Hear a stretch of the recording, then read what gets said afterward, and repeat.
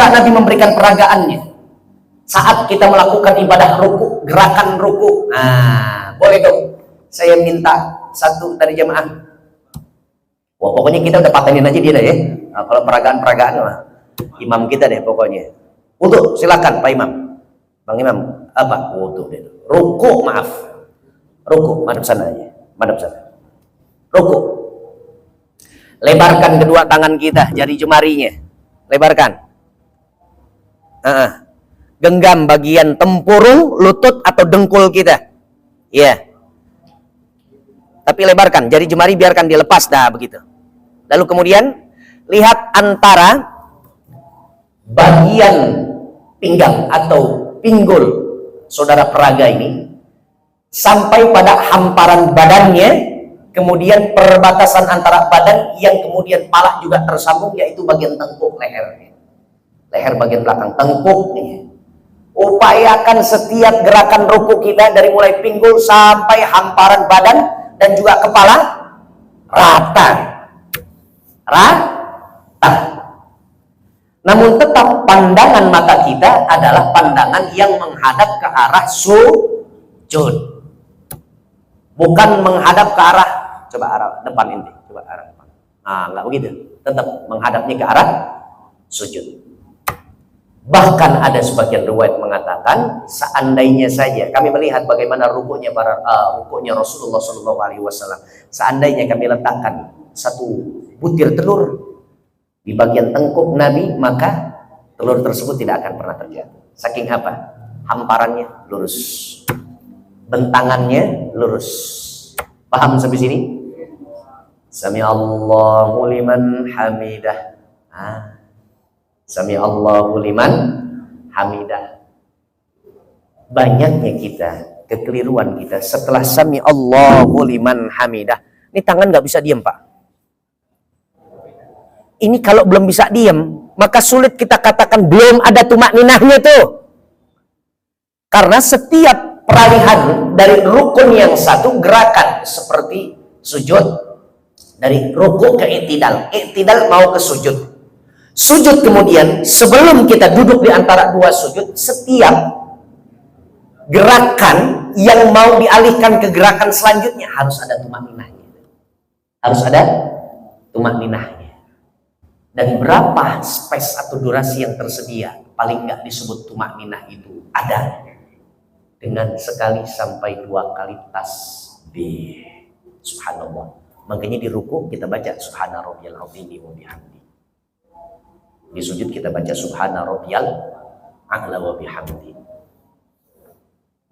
Jadi harus ada tumak ninahnya. Biasanya kalau orang setelah bangun dari ruku, sami Allahu liman hamidah, tangannya masih begitu. Berhenti. Untuk itu menyatakan bahwa ini selesai nih, rukun i'tidal sudah selesai. Dengan adanya tumak ninah, maka Anda siap untuk melanjutkan gerakan ke sujud. Kalau belum ada gerakan yang betul-betul diam, menjadi titik peralihan fokus peralihan sebelum ke selanjutnya, maka itu namanya belum ada tumak ninah.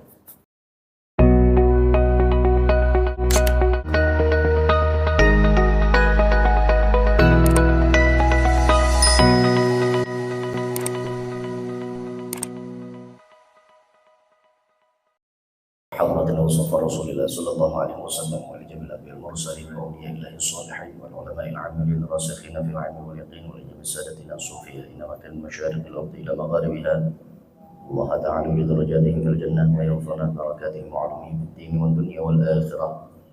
ثم الفاتحة إلى آبائنا وأمهاتنا وجدادنا وجداتنا وأعمامنا وعماتنا وإخواننا وأخواتنا وخالاتنا ولمن حق علينا ولمن جاهد في سبيلك وفي سبيل رسولك ولمن أنفق ماله وعلمه ودعاه علينا في هذا المسجد والمجلس ولنقص قصور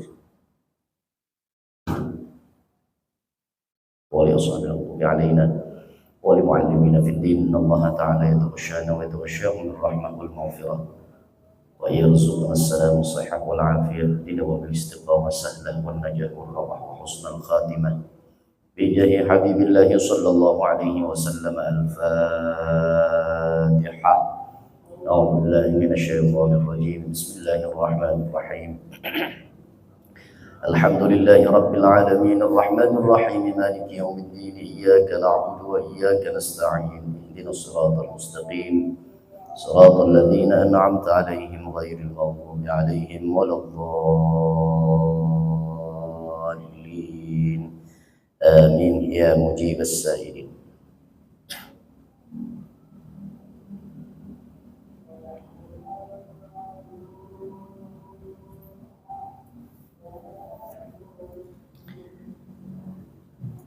Bismillahirrahmanirrahim. Allahumma salli ala Sayyidina Muhammad wa ala ali Sayyidina Muhammad. Rabbi ighfirli wa liwalidayya warhamhuma kama rabbayani shaghira. Assalamualaikum warahmatullahi wabarakatuh. Alhamdulillah hamdan wa syukran lillah, salatan wa salaman ala Rasulillah Sayyidina Muhammad ibn Abdullah wa ala alihi wa ashabihi wa mawalah. La hawla wa la quwwata illa billah. Subhanaka la ilma lana illa ma 'allamtana innaka antal alimul hakim. Allahumma rzuqna fahman nabiyyin wa hifdzal mursalin wa ilhamal malaikatil muqarrabin bi rahmatika ya arhamar rahimin. Amin ya rabbal alamin. Amma ba'du, ma'asyiral muslimin, Bapak para jamaah sekalian, alhamdulillah tsumma alhamdulillah, puji dan syukur kehadirat Allah Subhanahu wa taala. Pada malam hari ini Allah berikan kurnia kepada kita, yaitu adalah nikmat bersemangat dalam mengabdi kepada Allah Subhanahu wa taala. Tentunya ini adalah merupakan kurnia dari Allah dan kita berdoa kepada Allah mudah-mudahan nikmat semangat ini, ketaatan dan kecenderungan kita untuk menjalankan perintah Allah Subhanahu wa taala terus bersemayam di dalam dada dan kehidupan kita sampai nantinya insya Allah kita mati, kita harus hembuskan nafas terakhir kita. Mudah-mudahan Allah jemput ruh kita dalam keadaan Allah matikan kita husnul khatimah. Amin ya rabbal alamin. Para jamaah sekalian yang dimuliakan oleh Allah Subhanahu wa taala, mari sama-sama kita buka kajian kita pada malam hari ini dengan niat i'tikaf. Ikuti setelah saya. Bismillahirrahmanirrahim. Nawaitu an a'takifa fi hadzal masjid ma dumtu fihi sunnatan lillahi ta'ala walhamdulillahi rabbil alamin. Para jemaah sekalian yang dimuliakan oleh Allah Subhanahu wa taala, pada malam hari ini kita akan angkat tema atau bahasan sebagaimana yang kita sepakati, yaitu adalah apakah sholat kita sudah benar. Itu yang menjadi tema. Sudahkah sholat kita tepat sesuai dengan tuntunan Rasul? Tentunya tema ini dalam bentuk nuansa adalah pertanyaan. Artinya jawaban ini ditujukan oleh tema adalah kepada setiap pribadi muslim dan mukmin, muslimah dan mukminah. Apakah keseluruhannya? Tidak, bagi mereka saja yang sudah diwajibkan untuk menjalankan at-taklif atau seseorang yang sudah berstatuskan mukallaf. Artinya adalah pembebanan syariat untuk dijalankan setiap manusia-manusia yang sudah memenuhi akil baligh Islam. Jadi tentunya di setiap ibadah-ibadah yang diberikan oleh Allah sebagai perintah dari Allah untuk dijalankan oleh segenap hamba-Nya harus memenuhi itu dulu. Ya, Islam, akil baligh. Nah, namun tidak kita dalami soal ini. Yang kita akan dalami adalah bagaimana dan apa itu sholat. Lantas seperti apa sholat yang memang dikatakan sholat yang sesuai dengan sunnahnya Nabi besar Muhammad Sallallahu Alaihi Wasallam, sesuai dengan keterangan-keterangan para ahli hadis-hadis yang nantinya akan kita singgung, kita akan bahas. Para jamaah sekalian yang dimuliakan oleh Allah Subhanahu Wa Taala, sholat menduduki satu peringkat yang paling teratas dari sekian banyak ibadah-ibadah anak manusia. Di antara semua ibadah banyak ketaatan kepada Allah. Secara garis vertikal ke atas hablum minallah, ataupun secara garis horizontal antar sesama kita manusia hablum minan nas. Apa itu baca Al-Quran, apa itu silaturahim, apa itu mempererat jaringan antar kita dengan saudara-saudara muslim kita, atau bahkan kita memiliki ibadah yang besok insya Allah mudah-mudahan panjang umur, sehat badan kita, ketemu lagi Ramadan. Mudah-mudahan Allah berikan kesempatan bersedap-sedapan kembali kita mendulang pahala sebanyak-banyaknya di dalam bulan Ramadan tahun besok. Insya. Nah, banyak lagi ibadah yang lainnya. Namun perkara sholat menduduki peringkat yang paling atas, kedudukan yang paling tinggi. Dan yang kali pertama nanti akan dihisab, dihitung, diaudit oleh Allah Subhanahu wa Ta'ala dari semua rangkaian ibadah anak manusia adalah sholat. Awwalu ma yuhasabu bihil 'abdu as-shalah. Pertama kali yang akan dihisab oleh Allah dari amal ibadah, ketaatan seorang hamba adalah sholat.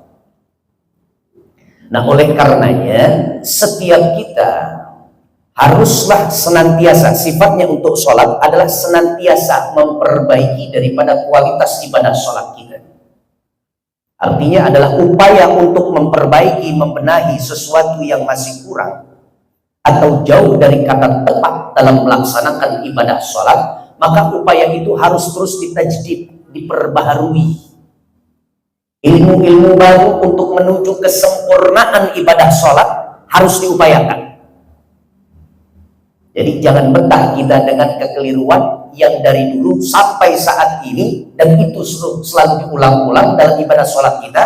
Akhirnya ibadah sholat kita dengan kualitas yang rendah, tidak kualitas yang tinggi.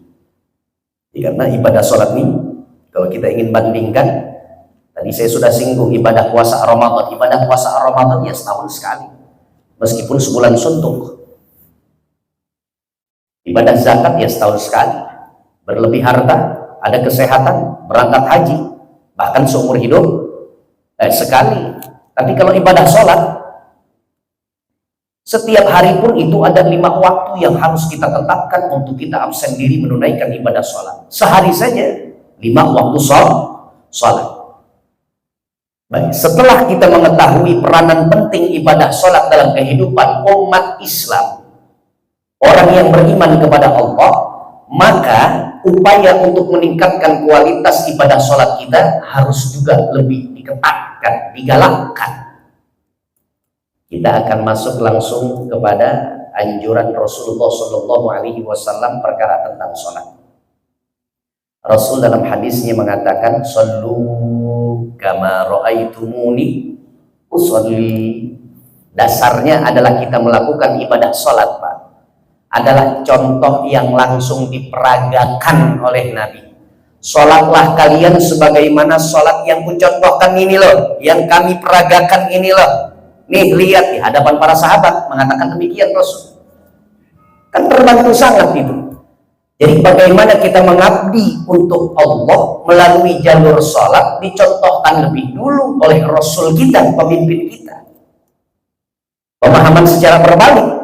Kalau ternyata ada perintah Allah aqimis sholat, jalankan sholat, tegakkan sholat, tapi pemimpin kita nggak mencontohkan bagaimana sholat itu bisa dilakukan secara baik dan benar, maka mustahil kita akan berani untuk mengada-ada gerakan dan ucapan sholat. Betul, Pak? Karena sudah ada peragaannya dari Rasul, karenanya cukup untuk kita mengacu, kita jadikan pedoman apa yang menjadi gerakan dan ucapan Rasul di dalam sholatnya, itulah yang kita jadikan sebagai acuan. Sampai sini paham, Pak?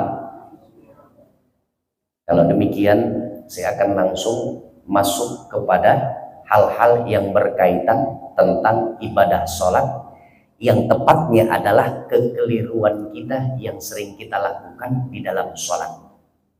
Kalau ini ada tema dengan tajuk yang tadi sudah saya sampaikan, tepatnya gimana Bang Ari? Kedua komunitas ngaji bareng kita, tajuknya gimana bunyinya? Sudahkah tepat sholat kita? Begitu. Sudah benarkah sholat kita? Itu kan kalimat tanya tuh ya. Berarti yang menjawab adalah setiap orang yang melakukan atau pelaku sholat. Kemudian landasannya apa untuk kita mengetahui jawaban kita? Perilaku sholat kita, Dasarnya apa? Dasarnya adalah ilmu, nggak ada lagi yang lain. Dasarnya adalah ilmu fikih sholat. Nah, kekeliruan yang pertama biasa dilakukan oleh orang-orang yang sholat. Ya, tentunya saya nggak bisa menguraikan satu persatu, dimulai dari syarat sahnya sholat. Ya, semua kita sudah tahu, tutup aurat, betul. Tutup aurat, bersih dulu kita dari hadas-hadas, baik kekotoran yang kecil maupun hadas yang besar. Istinja artinya berbersih dulu semuanya juga. Dasarnya adalah berbersih dulu. Kemudian mengetahui dan meyakini sudahnya masuk waktu sholat. Mau sehebat apapun gerakannya, sekhusyuk apapun hatinya, sefasih apapun bacaan ibadah sholat yang ada di dalam sholat dia ucapkan, tapi kalau belum masuk waktu sholat isya, kayak sekarang kita, ayo sholat, Allahu Akbar, asyhadu an la ilaha illallah, asyhadu anna Muhammadar Rasulullah, qomat, saya imamin langsung, Allahu Akbar. Nawaitunya, usallinya adalah usalli fardhal isya'i arba'a raka'atin mustaqbilal qiblati. Saya jadi imaman lillahi ta'ala. Jamaah yang lain Allahu Akbar, semuanya khusyuk. Begitu assalamualaikum warahmatullahi, assalamualaikum warahmatullahi, yang dapat 10 pontennya nggak ada, semuanya jebol 0. Kali begitu 5, 4 nggak ada juga nilai. Belum masuk waktu sholatnya. Belum masuk waktu sholatnya. La haula wala quwwata illa billah. Syarat sah itu sudah lewat. Nah, sekarang yang seringkali terabaikan adalah soal atau mengenai rukun di dalam ibadah sholat itu sendiri, atau banyaknya keragaman dari gerakan-gerakan sholat yang memang terbuka peluang dan celah untuk adanya ikhtilaf yang sifatnya furu'iyah, cabang ranting dalam soal ibadah aja. Dalam soal ibadah muamalah boleh ada perselisihan pendapat, kembali kepada madhab yang kita pegang masing-masing, kitab yang menjadi acuan dan pedoman masing-masing. Betul Pak? Betul. Nah, yang pertama kita mulai, nggak ada setiap ibadah yang nggak ditancapkan dengan niat. Apa itu niat? Al-qasdu. An-niyatu hiya al-qasdu. Apa artinya al-qasdu? Penyengajaan. Harus nancep dulu dalam hati itu. Menyengajakan sholat, bukan tiba-tiba sholat isya. Nggak bisa tiba-tiba sholat isya. Harus disengajakan dulu. Jadi adanya itu di dalam hati. Makanya an-niyatu mahalluha fil qalbi. Niat itu adanya di dalam hati. Di jamaah ada yang bertanya, lantas Ustadz gimana kayak seperti yang tadi Ustadz contohkan itu, usolli fardhal isya'i arba'a raka'atin mustaqbilal qiblah. Wah, paket lengkap Pak pokoknya. Itu disebutnya adalah talaffuz bil lisan. Talaffuz bil lisan. Apakah ini dianggapnya sebagai niat, sejatinya niat? Tidak, itu bukan niat. Niatnya ada di dalam hati, kemudian ini disebutkan nawaitu atau usalli fardhal isya'i arba'a raka'atin mustaqbilal qiblati ma'muman lillahi ta'ala adalah upaya lisan untuk meneguhkan apa yang sudah disengajakan oleh hati atau apa yang ada di dalam hati, dibantu oleh lisan. Makanya disebutnya talaffuz, dilafadzkan, diucapkan, diikrarkan. Sementara niatnya di hati tetap. Di hati. Makanya bagi orang-orang yang biasa talaffuz bil lisan, maka silahkan saja dilanjutkan untuk bertalaffuz bil lisan. Mengusallikan ketika kita ingin sholat, fadhal, silahkan. Dan bagi yang tidak bertalaffuz, memang niatnya sudah di dalam hati, kedua-duanya diperbolehkan untuk kita menggunakannya jelang ibadah sholat. Lantas kapan itu yang namanya niat? Niat adalah makrunatun bil fi'li. Jadi artinya jelang ingin dilakukan aksinya. Sebelum action beribadah, dekat-dekat. Jadi misalkan contoh Pak, ini kita kalau misalkan ingin sholat isya, bukan hari Ahad malam Senin, tapi sholat isyaknya adalah hari Kamis malam Jumat. Kan masih berapa hari lagi tuh? Kelamaan artinya. Tapi kalau kita niatkan dari sekarang untuk kita sholat isya masih diperbolehkan karena waktunya relatif lebih dekat atau agak sedikit mendekat. Dan biasanya saat berdiri baru itu tancapkan niat, ya niatnya ya sudah. Allah faham bahasa niat yang ada dalam hati dan dada kita, Allah ngerti. Sehingga kalau ada orang baru wudhu di bawah, kemudian naik ke atas, sementara perjalanan lafaz atau bacaan surah yang dibaca oleh imam hampir tinggal beberapa potong ayat lagi, kemudian begitu sampai masuk di ruang utama sholat, ayat yang terakhir dibaca oleh siapa? Imam. Begitu selesai imam, baru Allahu Akbar, dia masuk merapat ke safnya, dia langsung Allahu Akbar, takbiratul ihram. Apa? Takbiratul ihram. Allahu Akbar tanpa bertalafun. Sebab saat dia melakukan proses wudu, pasti di dalam hatinya sudah ada niatan untuk mendatangi sholat. Betul Pak? Betul Pak? Masih jauh orang dengar azan kumandang maghrib, tapi ngabuburitnya dari jam 3 sore, beli es kelapanya dari jam 3:30 sore. Kan dia niat banget tuh. Itu sih bukan sekedar niat banget ya, lebih kepada gregetan sama es kelapa ya pas lagi puasa. Bang lagi sedang-sedangnya, lagi kering-kering gitu, dahaga lagi, Masya Allah.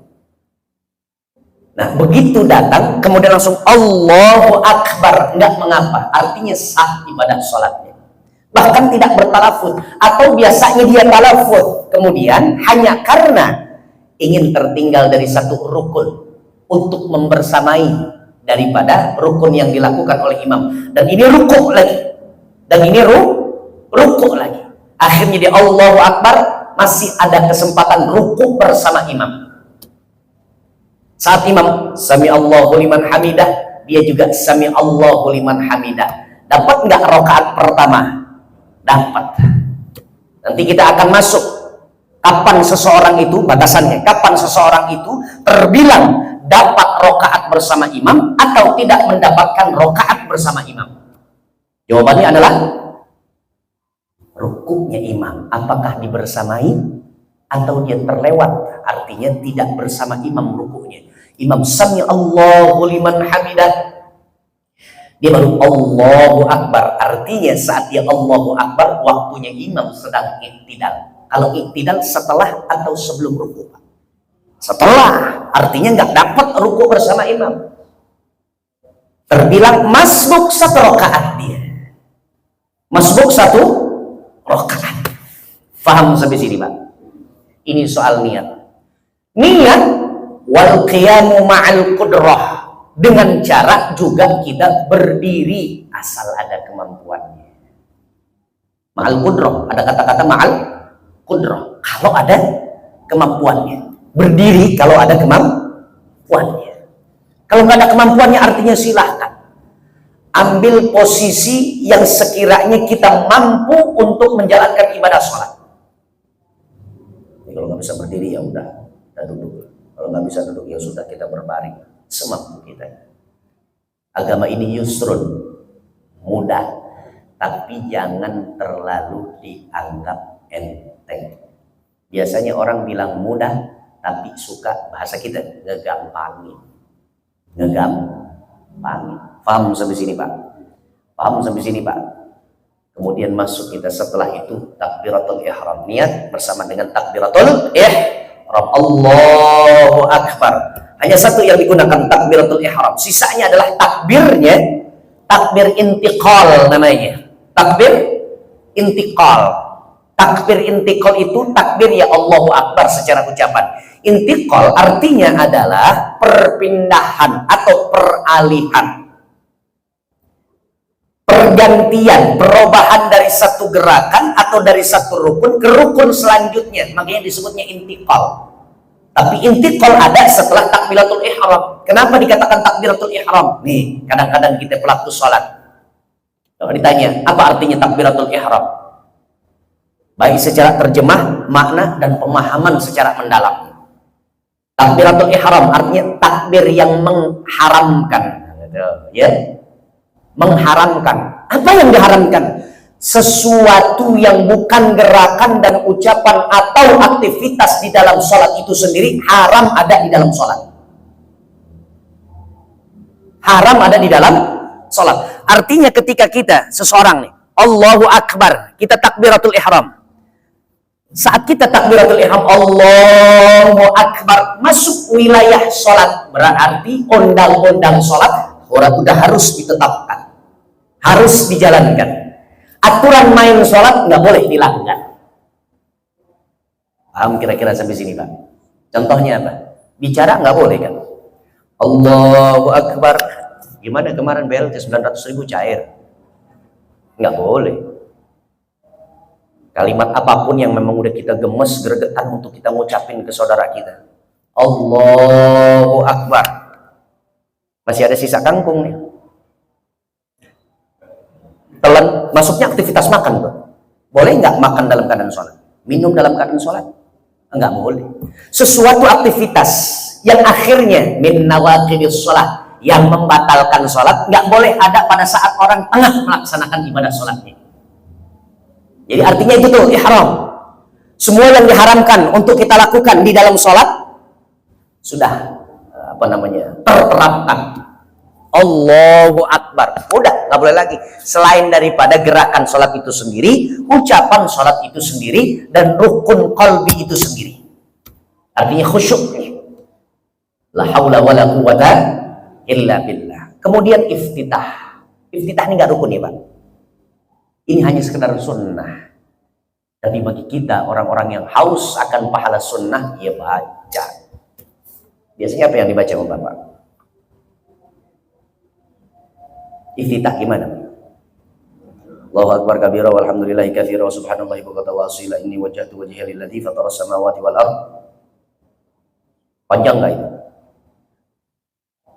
Kalau seumpama Bapak agak sedikit mau sedikit ringkas, Allahumma ba'id baini wa baina khataayaya kama ba'adta bainal masyriqi wal maghrib.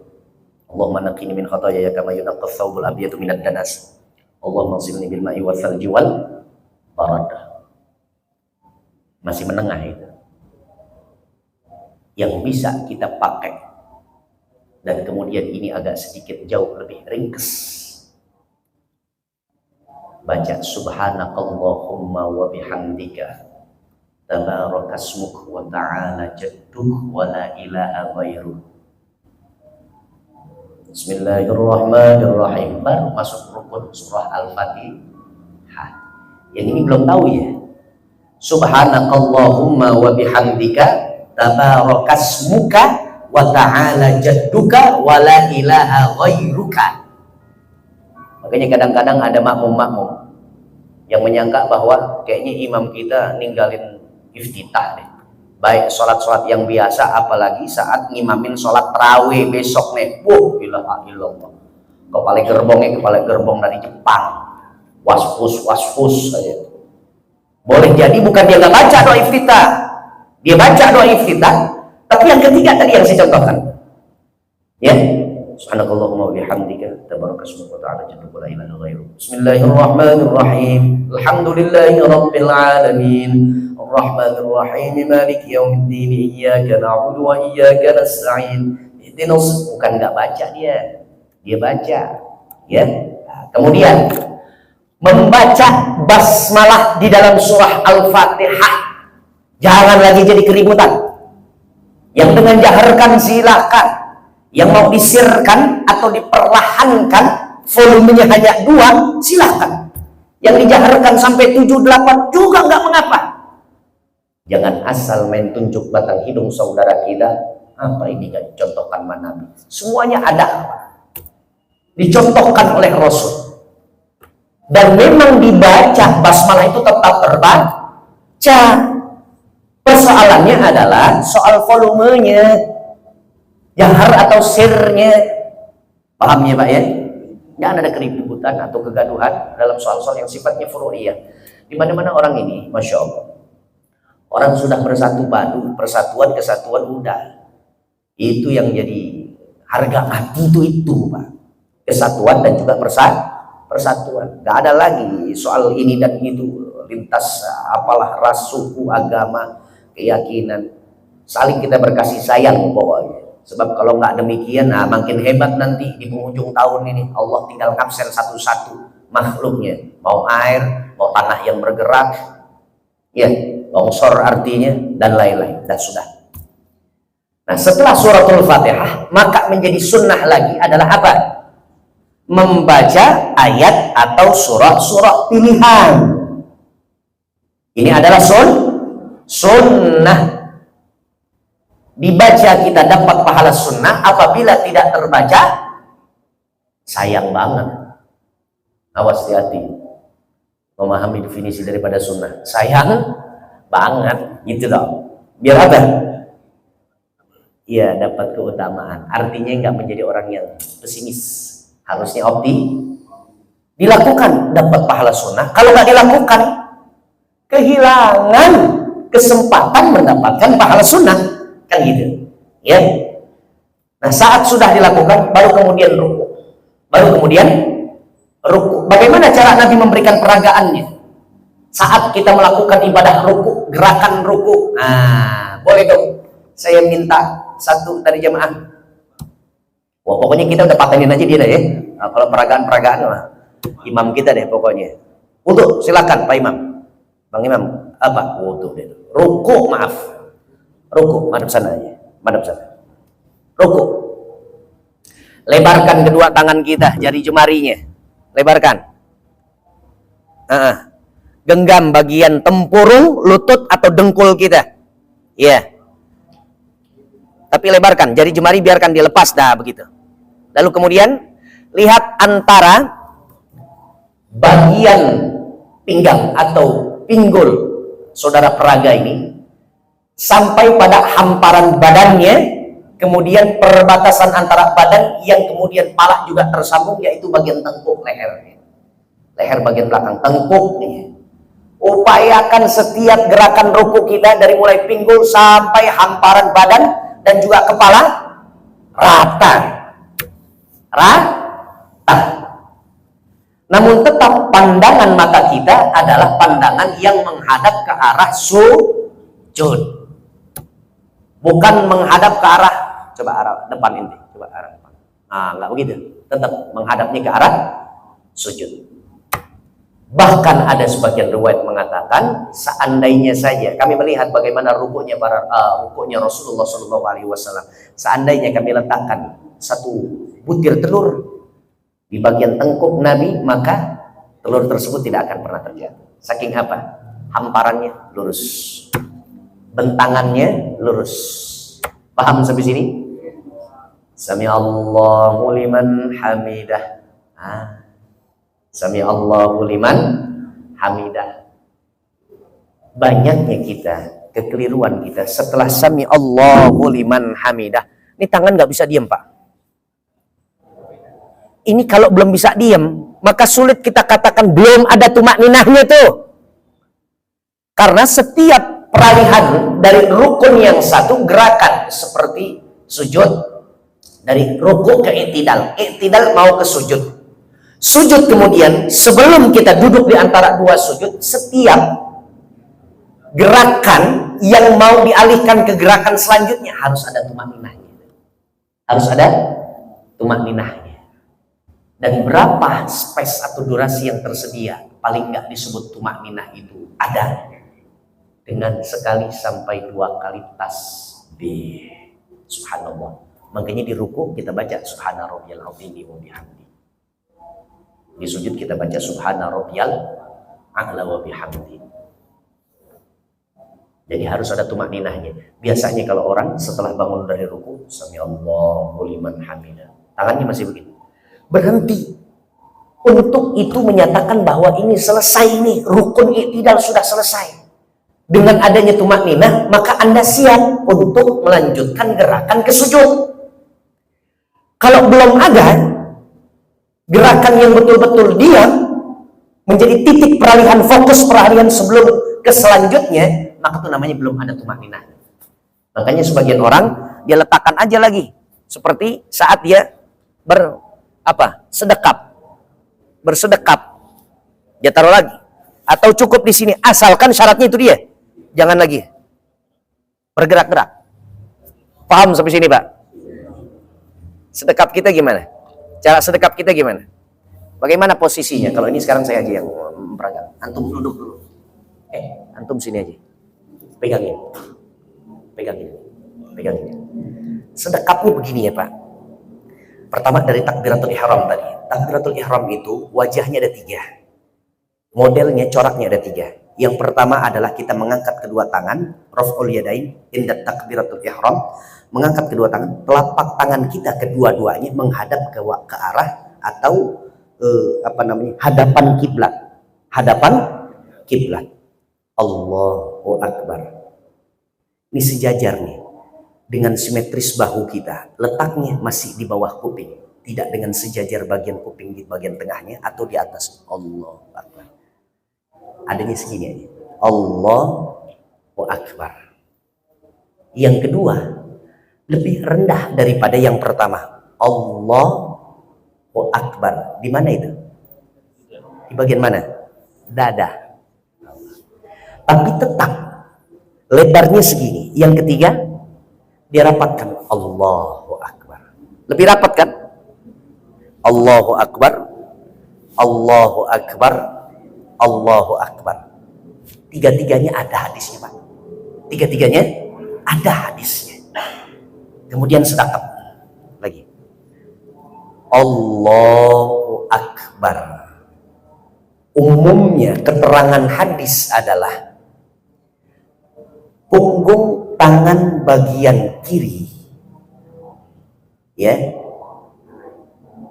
di bawah dari telapak tangan bagian kanan. Di mana tepatnya? Tepatnya adalah telapak tangan kanan adanya di punggung tangan yang sebelah kiri. Ya. Yang kedua, pergelangan bagian tangan kanan kita ada di bagian pergelangan tangan kiri kita. Tepat tuh. Tepat tuh. Memang tubuh ini diciptakan oleh Allah Subhanahu wa taala betul-betul presisi lah bahasanya. Kemudian yang ketiga adalah di atas daripada pergelangan tangan. Antum bisa ngeliat tuh ya. Ini Pak, itu bisa di zoom itu. Perbedaannya 1, 2, 3. Sekarang posisi di mana kita letakkan tangan. Posisi di mana kita letakkan tangan. Persis di bagian kita punya bawah dada kita, atau kita sebutnya bagian ulu hati kita, di bagian lambung kita, atau kemudian di bawah lambung kita, atau di dada kita. Penggabungan dua hadis biasanya yang menggunakan sedekapnya itu adalah telapak tangan bagian kanan ada di atas, membawahi punggung tangan sebelah kiri. Itu biasanya ada di dada. Pernah ngelihat sahabat-sahabat kita yang sholat melakukan demikian? Pernah. Ada. Jangan usah dicemooh, nggak usah direndahkan. Kita pun yang demikian, kita pun ada dalil. Yang lain jangan usil. Betul? Betul? Paham sampai sini, Pak? Masing-masing 3 wajah, 3 macam tuh ya. Insya. Kemudian akhirnya ruku. Ruku yang ingin kita melakukan pergerakan yang selanjutnya, sujud. Bang Imam, ayo, rukunya gimana kira-kira? Sami Allahu liman hamidah, ingat tangannya, langsung berhenti. Ya, berhenti. Betul berhenti. Allahu Akbar, sujud. Ada yang enggak? Mana lebih dulu? Tangan dulu atau lutut dulu? Lutut dulu. Sekarang bangun, Bang Imam. Bangun ke i'tidal, posisi yang tadi i'tidal. Sekarang coba gunakan kedua telapak tangan lebih dulu mendarat, baru kemudian disusul dengan lutut kita dengkul. Allahu Akbar. Dari keduanya mana yang benar, Pak? Wah, ini orang-orang ngaji artinya. Dua-duanya boleh, dan dua-duanya yang satu, yang pertama dari Wa'il bin Hujr, sahabat Nabi. Yang kedua dari Abu Hurairah itu sendiri. Kedua-duanya melihat Nabi saat muda Nabi. Nah ini memadukannya, kan memang biasanya Rasul ketika sholat di satu tempat, itu kan banyak sahabat yang melihat. Kadang-kadang yang melihatnya atau sahabat yang menyaksikannya kan berbeda-beda, Pak. Betul. Umpama saya hari ini, ada jemaah ngelihat saya hari ini di waktu pukul 8 pagi atau saat saya keluar subuh tadi, saya gunakan gamis warna putih tuh. Di jam 8 saya pakai batik tuh. Bapak kalau ngelihat hampir ketuker antara saya dengan anggota dewan pokoknya kalau saya udah pakai batik. Lalu kemudian tadi zuhur saya pulang, saya cuma pakai apa namanya, kemeja koko santai, kemeja koko. Sorenya nggak ada kegiatan. Kemudian akhirnya malamnya saya pakai jas. Pagi yang melihat saya Pak Nirwan, jam 8-nya, jam pukul setengah 9 yang ngelihat saya Pak Haji Khairil. Terus kemudian malam ini yang ngelihat adalah Pak RW. Saat ditanya, Ustadz hari ini pakai baju apa? Sama nggak jawabannya, Pak? Beda. Yang pertama garis putih paginya, kemudian pakai batik, pakai kenko karena nggak ada kegiatan. Malamnya saya pakai jas, betul. Begitu juga sahabat. Nah, ini analoginya seperti ini. Gambarannya, kasarnya seperti itu. Saat Nabi masih dalam keadaan kokoh kuat, usia yang belum masuk lansia, maka kedua dengkul Nabi pun masih kokoh dan kuat. Untuk mendarat saatnya tidak menjelang sujud, Nabi gunakan dengan lutut masih kuat. Nah, saat Nabi sudah rentah, masuk usia-usia jelang wafatnya Rasulullah SAW, Nabi gunakan kedua tangannya. Allah, artinya Abu Hurairah nih melihat. Allah Akbar. Ya, gerakannya pun udah agak apa ya? Melambat. Paham sampai sini, Pak?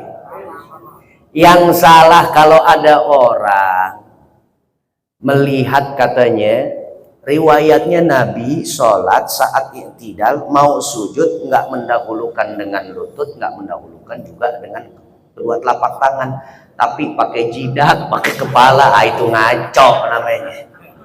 Sulit juga kalau Nabi demikian, terus kita harus ngikutin. La haula wala quwata illa billah. Dan itu hal yang nggak mungkin, mustahil alaih. Hal yang mustahil. Paham sampai sini, Pak? Sujud. Nah, baru madhab sana Pak Imam. Rukun sujud. Nah, ini berulang-ulang sering kali. Ada berapa rukun sujud? Para jamaah sekalian. Sujud silakan Pak Imam. 7, Pak Haji Supri. Alhamdulillah, sempurna jawabannya. Bisa dibantu sebutkan Pak Haji Supri. Apa aja yang 7? Kedua telapak tangan, 1, 2. Kedua lutut, 3, 4. Jidat lebih dulu 1 ya. Jabahah, artinya jidat. 1, 2, 3, 4, 5. Kemudian jari jemari kaki. Nggak boleh terangkat, melayang. Ntar orang bilang kuntilanak gitu, nggak nyatu dengan bumi itu. Nah, seperti ini contohnya. Dan juga biasanya saya melihat, biasanya justru ini udah proporsional lah, ini proporsional. Banyaknya sujud kaum laki-laki hanya untuk membedakan dengan posisi sujudnya yang perempuan. Oleh karenanya yang laki ini direnggangkan, dijauhkan dari sisi lambung kanan dan kirinya. Ini cukup. Nah, kalau dia harus ke dalam, ini punyanya perempuan nih. Ini punyanya perempuan. Makanya buka sedikit. Juga jangan terlalu lebar sehingga temen yang wah, lu nyerobot tanah gue. La haula wala quwata. Ya, betul? Duduk iftirash, tawarruk. Lihat Pak, sempurna. Sujudnya lagi nggak usah. Bangkit, lengkapi rakaat. Allahu Akbar. Tadi saat ruku mau sujud, maaf, dari i'tidal mau sujud, mana lebih dulu? Dengkul. Atau riwayat yang lain dari Abu Hurairah, tangan. Kemudian saat balik dari sujud, kemudian mau beranjak ke atas berdiri, menyempurnakan dan melengkapi bilangan rakaat selanjutnya. Mana yang lebih dulu? Seperti halnya dari i'tidal mau ke sujud, dua-duanya benar. Paham sampai sini? Paham sampai sini, Pak? Insya Allah. Terima kasih.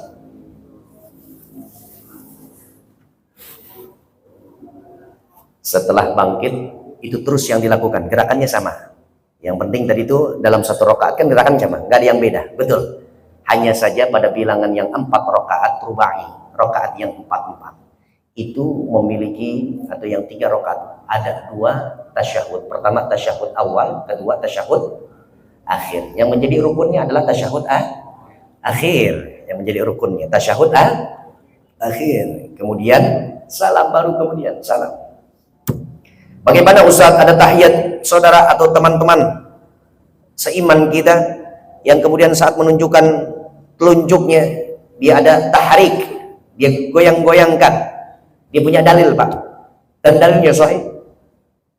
Lalu kemudian kita yang nggak menggerakkan, apakah kemudian akhirnya kita nggak memiliki dalil yang sahih? Nah, kami punya dalil yang sahih juga, ya. Jadi setiap gerakan ibadah sholat, karena memang terbuka celah adanya silih pendapat atau beda pandangan dalam soal fikihnya, itu hal yang wajar, lumrah. Apalagi kalau para jamaah nanti berangkat umroh, amin. Amin aja pakai disuruhin ya. Gak ada yang berangkat umroh. Mudah-mudahan Bapak saat nanti umroh, Bapak akan melihat banyaknya keragaman muslimin, muslimat, mukminin, mukminat seluruh pelosok dunia. Dia ibadah sholat kepada Allah Subhanahu wa Ta'ala dengan ragam madhab mereka masing-masing. Seperti tadi, 3 wajah. Allahu Akbar. Ada yang ini, ada yang ini, ada yang ke atas.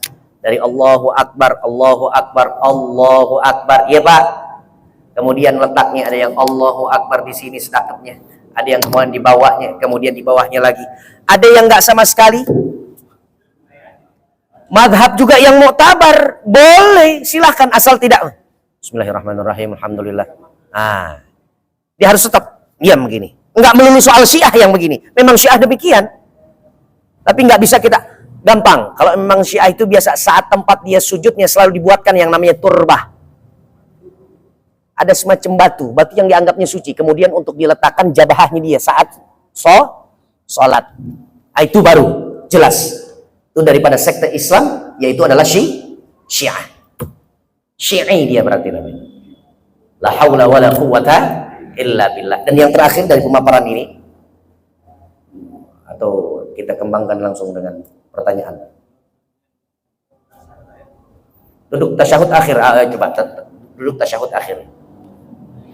Seperti duduk tasyahud awal, akan tetapi bagian kaki kita yang sebelah kiri dilipat lebih mendalam ke bagian luar kaki kanan. Lipatnya ke dalam bagian luar. Coba silahkan. Ah, itu dia. Dengan kaki jari jemarinya. Nah, demikian. Ustadz, saya punya asam urat udah 14. Wah, ini udah parah, Ustadz. Nggak bisa lagi. Maka silahkan lepas. Nah, silahkan. Atau senyaman mungkin dia bisa duduk. Allah faham dengan keterbatasan soal medisnya. Enggak masalah. Assalamualaikum warahmatullahi. Dud, kentut Pak dia. Setelah salam, belum salam yang kedua ke kiri. Mungkin udah mules banget Pak RW. Kira-kira harus ulang nggak sholatnya? Gak usah. Sebab salam yang pertama itu bagian yang rukun, salam yang ke kiri adalah sunnah. Begitu keterangan dari Aisyah, istri dari Rasulullah Sallallahu Alaihi Wasallam. Alhamdulillah. Ayo, siapa yang mau bertanya? Fadhal. Ayo. Waalaikumsalam warahmatullahi wabarakatuh.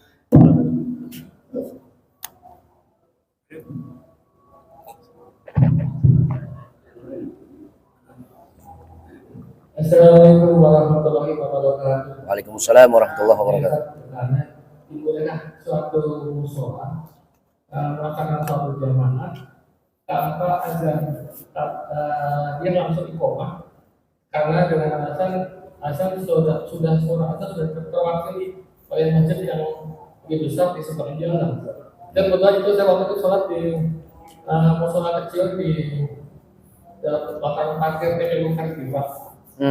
Maka di seberang jalan tuh ke sebelah ada masjid besar, ada namanya Iya. itu langsung iqomah kan?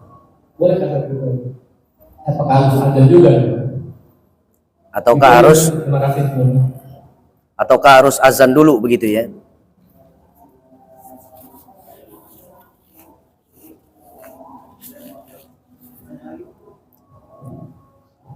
Atau saya jawab aja dulu. Saya jawab dulu ya. Wa an Malik bin al-Khuri radhiyallahu anhu qala lana an-nabiy sallallahu alaihi wasallam wa idza hadaratis salatu falyu'adzin lakum ahadukum. Dari hadis Rasulullah sallallahu alaihi wasallam, Nabi sallallahu alaihi wasallam menyampaikan, Ibnu Huwairits, an Malik ibni Huwairits berkata bahwa Nabi sallallahu alaihi wasallam menyampaikan kepada kami, qala lana idza hadaratis salat, artinya apabila waktu salat telah tiba, falyu'adzin lakum ahadukum, maka orang yang ada di antara kalian satu aja kumandangkan salat. Artinya adalah ini perintah, ini instruksi, ini anjuran dari Rasul. Jika saat itu Rasul memberikan perintah falyu'adzin ahadukum, maka kumandangkanlah sholat orang di antara kalian satu aja ya. Kalau beramai-ramai jadinya kur namanya gitu. Satu aja, satu. Allahu akbar, Allahu akbar. Maka itu namanya kita menjalankan sunnah dan juga pesan dari Rasul. Anjuran dari Nabi artinya kita tunaikan. Tapi kalau ada tempatnya, diperbolehkan dan tidak ada larangannya, atau saat kita menjalankan satu ibadah tersebut, karena azan ini sunnah, kalau sunnah berarti ibadah, kemudian akan datang mudarat, baru silahkan hanya qomat. Jadi anjuran ini harusnya dijalankan. Seumpama memang seperti taklim-taklim yang sudah lewat isya terlampau jauh, lebih dari 10 sampai rubuh sa'ah, 15 menit. Lalu kemudian begitu selesai pemateri tutup salam, cukup sekian, assalamualaikum warahmatullahi wabarakatuh. Untuk dia kumandangkan azan, khawatir orang-orang yang tadi awalnya sudah mendengar azan, terus setelah dia mendengar azan, kemudian dia langsung sholat. Setelah sholat ternyata dia tidur. Begitu tidur, nggak lama dengar azan musola yang sebelahnya lagi, akhirnya dia sholat subuh. Itu dia takut justru akhirnya mengecoh. Paham maksud saya Pak? Cukup di dalam masjid atau jamaah tersebut cukup iqamah aja, boleh silakan, atau menggunakan azan juga tapi tidak dengan pengeras suara. Sehingga ini gimana sih tadi yang benar yang mana nih? Akhirnya timbul pertanyaan, bikin saudara bingung aja udah dosa itu Pak. Bikin orang ragu jadi bimbang atau timbul pertanyaan itu aja udah ya semi dosa lah itu namanya ya, la haula wala quwata illa billah. Jadi ada waktu dan gak ada sesuatu penghalangnya, atau bahkan saat kita azan tidak mendatangkan mudarat, kebinasaan, azan ya. Pak Tony silakan. Pertanyaan kebanyakan di kita ada jamaah itu waktu saat sujud dan harus tujuh anggota. Kebanyakan di bagian kaki yang sering tidak sesuai, ada yang terangkat, ada yang miring, itu gimana? Ya artinya disebutnya rukun sujud. Rukun itu kan item yang tidak boleh tidak ada. Artinya dia harus ada. Saya punya guru dahulu menggambarkan atau mengkiaskan begini, seperti orang menganggap bahwa kepala dalam tubuh manusia itu adalah ya rukun. Orang bisa hidup tanpa kedua telinganya, betul nggak Pak? Orang bisa hidup tanpa adanya penglihatannya. Orang bisa hidup tanpa ada kedua tangan atau kedua kaki. Orang bisa hidup tanpa ada organ tubuh yang lainnya barangkali. Tapi orang tidak bisa hidup atau mustahil hidup saat kepalanya nggak ada. Jadi yang namanya kepala itu rukun. Rukun itu bagaikan kepala dalam sebuah satu fisik amal. Di dalam sholat ada rukun sujud. Sujud memiliki rukun anggota yang harus juga terpenuhi untuk melakukan sujud, yaitu adalah kaki. Berarti kalau kakinya masih terangkat, lalu kemudian artinya tidak meletakkannya di bumi, maka artinya cacat sujudnya. Kalau cacat sujudnya, berarti memiliki kekurangan dalam kualitas ibadah sholatnya, karena rukunnya celah, ada cacat, ada kekurangan. Paham sampai sini, Pak? Kadang-kadang juga bukan hanya kaki yang saya lihat, entah dia lagi dendam atau gimana, sholat dalam kebalut emosi, dia sujud dengan mengepalkan kedua tangannya begini, atau memang biasa dia push up kali ya, apa gimana, saya nggak ngerti itu. Iya, orangnya seperti dendam gitu ya, banyak lagi kesel ya. Paham sampai sini, Pak? Saya ingin tambahkan satu lagi, jangan jadi pelaku sholat yang senantiasa keliru dengan 3 gerakan ini. 3 perilaku ini jauhkan, hindarkan, jauhkan. Ini nanti bisa dibikin yang shortnya nih. Hindari 3. Apa yang pertama? Mendahului imam. Jangan main kebut-kebutan sama imam. Imam beda status sama kita. Kalau sudah imam Rosi ya udah biarkanlah. Dia selalu ada di depan. Yamaha selalu di depan. Imam selalu unggul dia. Nanti kalau Bapak jadi imam, baru silahkan dahului setiap makmum kita. Dan itu memang kewajibannya, kepatutannya demikian. Jangan dahului imam. Jangan dahului imam. Ada ancamannya dari Rasulullah SAW. Tentunya adalah ibadah kita. Berarti sudah meresainkan diri kita menjadi makmum dari imam tersebut, ya kan? Karena kita dahului. Jangankan untuk mendahului, itu yang pertama. Yang kedua, menyamai gerakan imam pun terlarang, Pak. Mau bareng-bareng aja. Biarkan imam lebih dulu gerakannya sampai dia selesai itu komando dari imam, baru kita mulai bergerak. Kan melatih sabar juga nih kita, betul kan? Melatih sabar, melatih disiplin dalam gerakan dan komando imam. Awas, hati-hati, jangan mendahului, juga jangan menyamai. 1, 2. Yang ketiga apa? Jangan juga terlalu lemot, bro.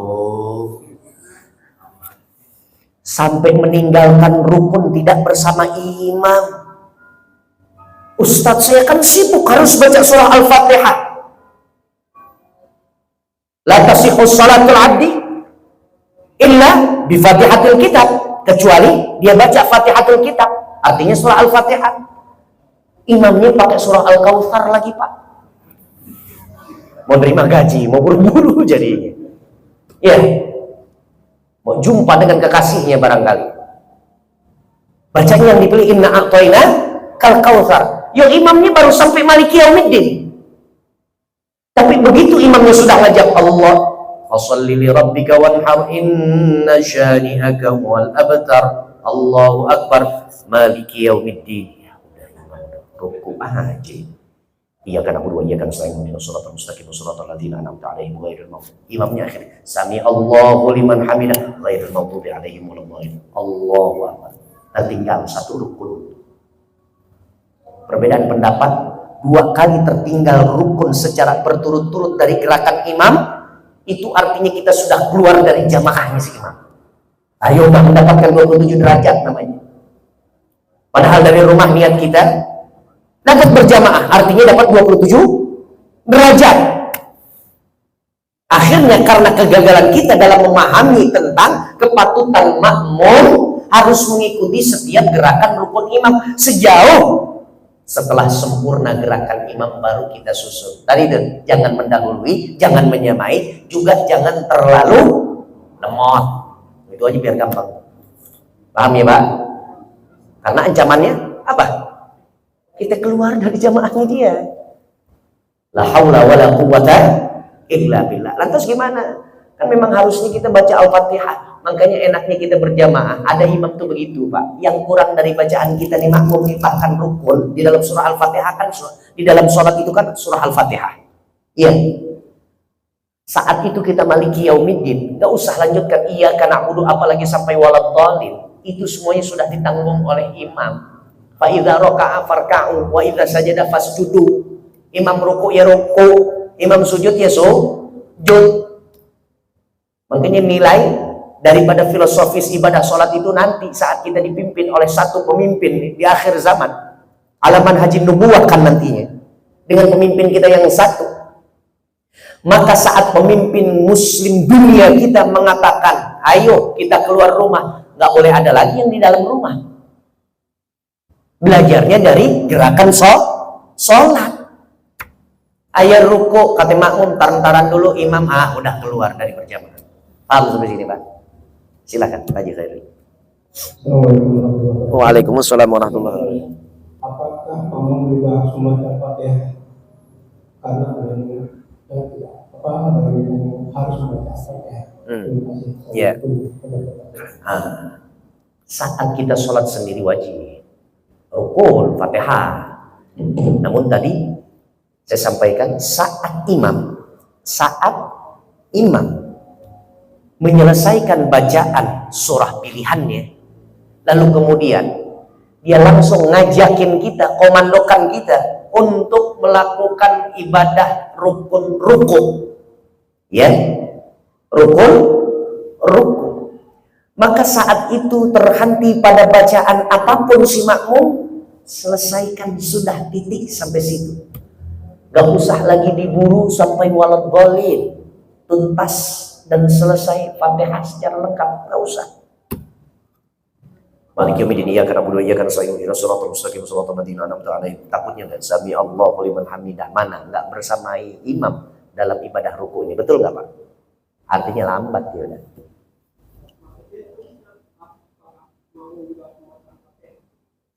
Sampai Al-Fatihah yang dibaca makmum, kemudian imam ngajakin untuk ruku, mengkomandokan takbir Allahu Akbar. Artinya maksudnya ini masih panjang ini. Masih panjang imamnya. Ya lengkapi. Habisi sampai waladhdallin. Setelah itu makmum masih mendengar bacaan imam, baru fastami'u lahu wa ansitu la'allakum turhamun. Dengerin bacaan imam. Jangan habis selesai waladhdallin amin. Mikirin perkara yang di luar sholat, yang remeh-temeh. Dipikirin apa aja? Dipikirin. Tapi kalau sudah selesai, ya, kalau sudah selesai artinya ya memang kepatutannya untuk kita lengkapi bacaan suratul Fatihah. Kalau masih bacanya ayat yang panjang nih, seumpama nih ya, atau surah-surah yang agak panjang si imamnya, itu terbantu kita bisa menyelesaikan sampai sempurna, lengkap. Yang tadi saya maksudkan gambarannya, kasusnya adalah belum selesai bacaan suratul Fatihah pada makmum, tapi imam sudah menginstruksikan untuk ruku. Baru saat itu kita ikut imam untuk kemudian ruku. Selesai. Cukup. Satu lagi. Emang kameramen boleh nanya nih? Boleh. Oh boleh. Kita kan biasanya sholat subuh berjamaah kayak dulu kalau di sini. Tiba-tiba ada orang yang Islam mungkin jarang pakai kurung. Itu sah atau tidak sah kalau misalnya mereka nggak hanya gini doang gitu. Jadi dia nggak kunut, nggak amin juga gitu. Tapi dia berjamaah, apakah kan kita bermakmum itu mengikuti imam dan dia sah atau tidak dalam sholat ini? Iya. Perbedaan pendapat. Ada yang mengatakan saat kita biasa tidak menggunakan kunut pada rakaat kedua sholat subuh, nyatanya satu waktu kita sholat subuh dan diimami oleh imam yang biasa dengan kunut, maka kelaziman orang yang ada di barisan makmum kemudian saat imam kunut dia juga ikut wajib untuk mengangkat tangannya. Pertama, Sebab karenanya kalau dia nggak mengangkat tangan itu namanya dia tidak ikut pada apa yang menjadi gerakan dan juga komando imam. Artinya dia mufaroqah, memisahkan diri. Memisahkan diri. Adapun pendapat yang lainnya mengatakan, para ulama fikih mengatakan boleh saja karena pada kepatutannya, pada kelazimannya yang biasa dia lakuin, aslinya memang dia nggak pakai kunut. Nggak masalah katanya. Nah, bagaimana sikap kita? Saya secara pribadi ikut pada bilangan pendapat yang pertama. Jadi setiap kita seperti kita yang biasanya kunut, lalu kemudian diimami oleh imam kita yang nggak kunut. Begitu sami Allahu liman hamidah, imam kita nggak kunut, kita biasanya kunut. Allahu Akbar, terus kita sendiri begini. Kan enggak. Artinya kita ikut kepada imam. Nah, akhirnya saya lebih condong atau cenderung ikut kepada pendapat yang pertama. Jadi saat meskipun nanti subuh-subuh yang lain saat nggak diimami oleh imam yang biasa kunut, Anda juga enak nggak pakai kunut juga. Ya Pak ya? Paham sampai sini? Insya Allah. Cukup.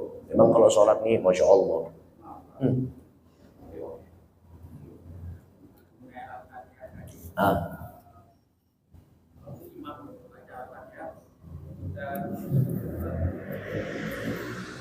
Jadi waktu imam baca Al-Fatihah, kita sebagai makmum menyamainya, maksudnya mengikuti bacaan Al-Fatihah imam juga. Kemudian setelah sampai amin terus baca surah, kita nggak baca surat Al-Fatihah lagi, boleh? Boleh. Tapi jangan mendahului daripada ayat demi ayat yang dibaca oleh imam pada suratul Fatihah. Contoh misalkan ya, saat imam baca doa iftitah kan juga kita bareng itu baca doa iftitahnya. Saat imam buka surah Al-Fatihah dengan basmalahnya, pas juga kita udah selesai doa iftitah tuh Pak. Imam bilang begini, Bismillahirrahmanirrahim, ikutin aja seperti nyusul bacaan imam yang baru dibaca imam. Bismillahirrahmanirrahim, Alhamdulillahirabbil alamin. Boleh baca. Yaitu untuk menghindar daripada yang tadi itu.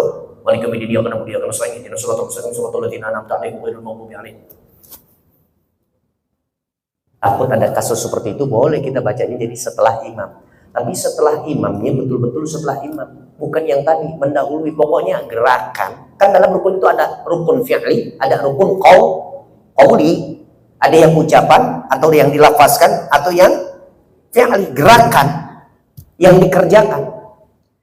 Jangan artinya Bismillahirrahmanirrahim dia benar-benar jiplak nyamain bacaannya si imam. Saking enaknya gitu ya imam baca. Bismillahirrahmanirrahim.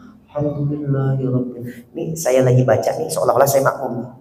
Tapi imam juga lagi baca persis apa yang saya baca tuh. Imam. Artinya apa? Nyamain, ngebarengin. Ah jangan. Bismillahirrahmanirrahim imam tuh. Bismillahirrahmanirrahim. Kan pas kita lagi Bismillahirrahmanirrahim ini kan udah alhamdulillah. Dia selesai alhamdulillah kita langsung susul kan. Alhamdulillahirabbil alamin. Terus begitu artinya satu ayat, ini satu ayat. Ayat kedua nih ayat kedua, ayat ketiga begitu. Tetap selalu yang namanya makmum ada di belakang. Ada di belakang. Kalau mendahului imam silakan nanti. Kalau kita akhirnya diangkat menjadi imam, baru makmum ikut kita. Ya. Saat di depan kita hormati yang ada di depan makmum. Yaitu adalah imam. Cukup? Ayo. Assalamualaikum Ustaz. Ya, waalaikumsalam. Silakan Pak Ojak. Pertanyaan mudah tapi terima kasih ya. Yang tadi dimaksud yang berjemaat tidak mengikuti kunut itu sudah lepas daripada berjemaat. Termasuk saya itu nggak pakai kunut. Nggak apa-apa, silahkan aja. Jadi kalau nggak, tadi saya katakan di pendapat yang kedua ulama menyatakan bahwa saat nggak pakai kunut kita, tapi imam kita imam yang pakai kunut, begitu. Saat nggak pakai kunut nggak apa-apa kita. Allahu Akbar. Masih ada pendapat yang kedua. Sami'allahu liman hamidah. Bang Imam pakai Allahumma hdina fiman hadait, wa'afina fiman afait, tawallana fiman tawallait. Dia diam aja. Karena memang kelazimannya sesuatu yang biasa dia lakukan adalah tanpa dengan kunut. Tapi ada perbedaan dari lain pandang ulama bahwa tetap harus aja ikut meskipun nggak mengucapkan, hanya gerakan tangan. Nggak membaca apa yang dibaca imam atau bahkan tidak mengaminkan apa yang dipanjatkan doa oleh imam. Paham sampai sini, Pak? Jadi memang luas banget ilmu kita. Itulah karenanya Rasulullah Shallallahu Alaihi Wasallam sampaikan kepada kita, ikhtilafu ummati rahmah. Perbedaan pendapat di kalangan umatku itu adalah bentuknya rahmat. Bukan justru kita mencari atau meruncingkan perbedaan sehingga munculnya adalah permusuhan. Tapi yang kita lihat nih, kalau banyak ini perbedaan pendapat yang satu ini, pendapat yang satu ini, pendapat yang satu, semakin banyak pendapat yang lain-lainnya, maka kita akan menganggapnya bahwa ini adalah poin untuk kita menambahkan hasanah daripada keilmuan kita. Betul nggak? Makin banyak nggak pengetahuan yang kita bisa ambil, kita adopsi. Insya cukup. Ayo silakan Pak Yusuf. Kalau kita sholat berjamaah supaya tidak kusuk maksudnya. Kalau kita mengartikan bacaan imam Al-Fatihah misalnya, imam baca Al-Fatihah, tapi dalam hati kita mengartikan, itu boleh? Itu bukan boleh namanya Pak Yusuf. Memang itu yang dianjurkan. Sejauh tidak betul makanya. Tapi di dalam hati, dia paham itu. Penekanannya adalah tidak dilafazkan. Karena kalau dilafazkan, artinya diindonesiakan. Itu yang mengakibatkan akhirnya ibadah sholat kita batal. Karena bacaan yang bukan di dalam sholat. Justru anjurannya apa yang kita baca, kita artikan, kita terjemahkan, kita hayati di dalam hati. Kalau sudah demikian setiap pelaku sholat, saya yakin nggak akan ada celah sedikit pun masuk memikirkan urusan-urusan di luar sana. Karena setiap bacaan sudah kita punya PR untuk memahami makna yang ada dalam bacaan sholat tersebut. Artinya di dalam hati kita sibuk nih. Kalau hati kita udah sibuk, pikiran juga nggak bakalan kemana-mana nih. Oleh karenanya, cara untuk menghindar, tips, kan biasanya ada pertanyaan, bagaimana Ustaz? Caranya supaya khusyuk? Saya punya jawaban cuma satu. Setiap ucapan yang biasa Anda ucapkan, lafaz-lafaz yang biasa kita baca di dalam sholat, artikan, harus tahu terjemah, kemudian maknai secara mendalam. Dan itu yang dijadikan kesibukan kita di dalam sholat. Kalau sudah kesibukan kita full, ada nggak celah sedikit untuk kita datengin kesibukan yang lain? Kan nggak ada, Pak. Betul. Kita kerja udah 12 jam seumpama, kemudian harus bercengkrama dengan istri, ada makan, ada mandi, ada berbersih diri. Jadi untuk ya nongkrong-nongkrong gitu, sepertinya udah nggak ada waktu lagi. Paling nanti untuk berhibur, ya sudah, ada weekend akhir pekan, kan begitu. Kalau hari-hari weekday, udah nggak bisa deh. Karena kerjaan saya begini, saya diandalkan di perusahaan saya. Waktu saya sedikit, saya miskin waktu saya. Kan begitu. Jadi nggak ada lagi kesibukan-kesibukan yang lain. Begitu juga sejatinya harus kita terapkan dalam sholat kita. Ya, artikan semua ucapan, bacaan di dalam sholat, hayati di dalam hati. Pasti hal-hal yang sifatnya adalah remeh-temeh di luar sholat nggak akan pernah nyangkut di dalam pikiran kita tengah kita melakukan sholat. Al-Fatihah. A'udzubillahi minasyaitonir rajim. Bismillahirrahmanirrahim. Alhamdulillahirabbil alamin arrahmanir rahim maliki yaumiddin iyyaka na'budu wa iyyaka nasta'in ihdinas siratal mustaqim siratal ladzina an'amta 'alaihim ghairil maghdubi 'alaihim waladdallin. Bismillahirrahmanirrahim. Alhamdulillahirabbil alamin. Allahumma shalli 'ala sayyidina Muhammad wa 'ala ali sayyidina Muhammad. Allahumma inna nastaudi'uka ma 'allamtana wa ma hafidhnahu wa qara'nahu farrid ilaina 'inda hajatina ilaih.